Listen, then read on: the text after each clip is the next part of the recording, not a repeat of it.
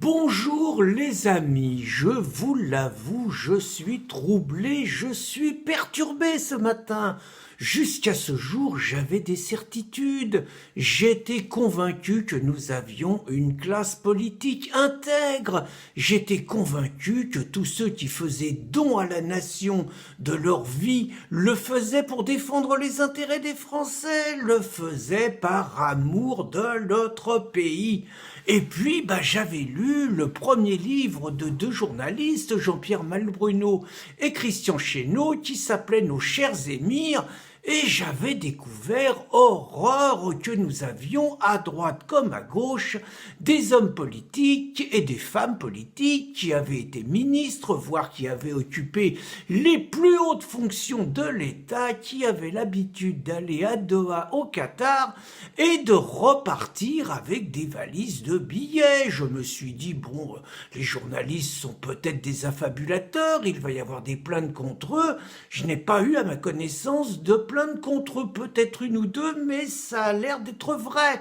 Et puis j'ai lu leur deuxième livre, Qatar Papers, toujours de Malbruno et de Chesneau. Et là, qu'est-ce que j'apprends? J'apprends que le Qatar, qui donc arroserait la classe politique française, implante en France et en Europe un nombre conséquent de mosquées salafistes et que, selon les auteurs, il y implante donc un islam des plus radicaux et qu'il implante des dizaines de mosquées en France. Et tout ça encore avec la passivité et la complicité apparente de nos hommes politiques, tous bords confondus.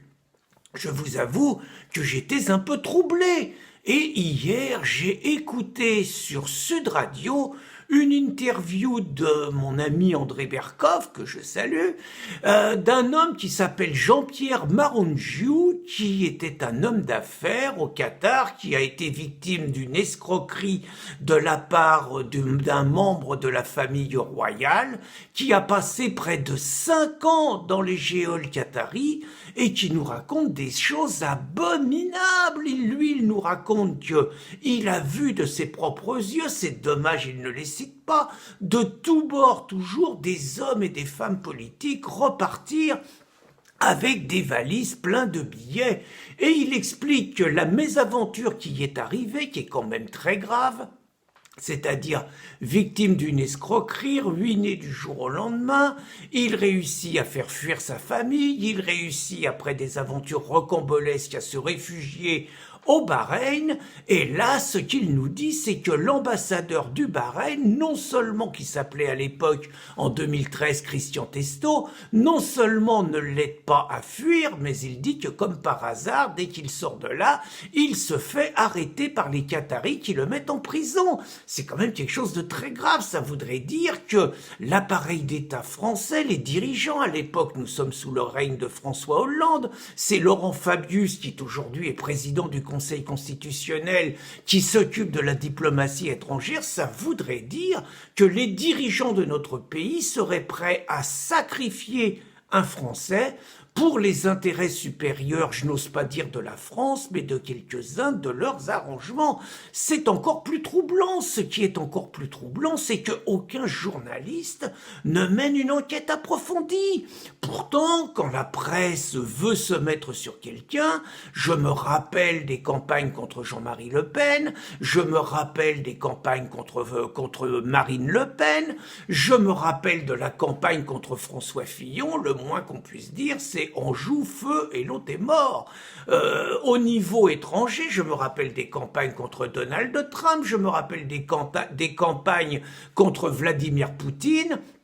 Le moins qu'on puisse dire est que quand ils veulent réellement lyncher quelqu'un médiatiquement, ils savent faire, et là c'est le grand silence.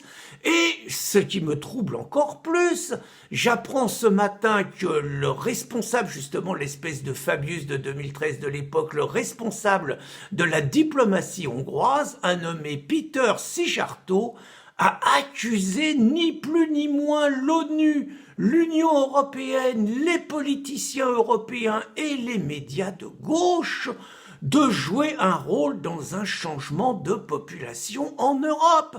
Et il me revient que Soros arrose quelques associations droits de l'homiste qui vont récupérer des migrants en Méditerranée, et je sais qu'il a arrosé en France, par exemple, la Ligue des droits de l'homme et le CCIF. Et personne apparemment ne dit rien.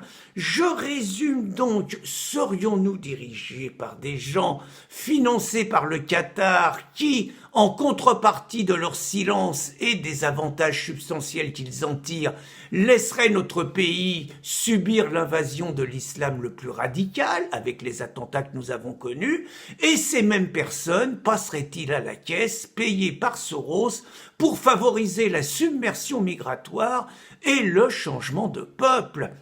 Vous comprenez, chers amis, que toutes mes illusions s'effondrent et que je suis très troublé et que j'espère ne pas avoir gâché votre journée en vous faisant part de mes états d'âme. Bonne journée, les amis.